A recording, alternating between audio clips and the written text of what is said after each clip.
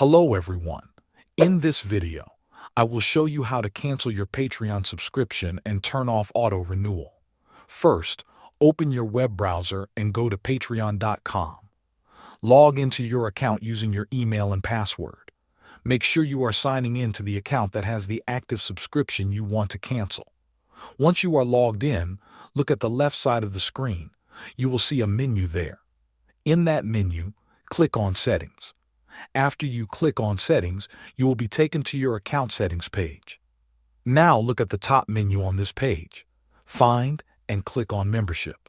On the membership page, you will see a list of all your current memberships. These are the creators you are supporting right now.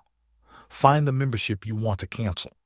Next to the name of that membership, you will see a button that says View Details. Click on View Details.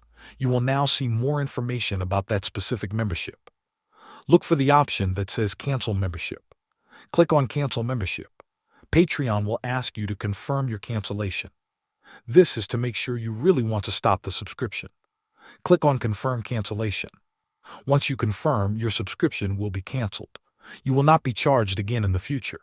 However, your membership will stay active until the end of the current billing period.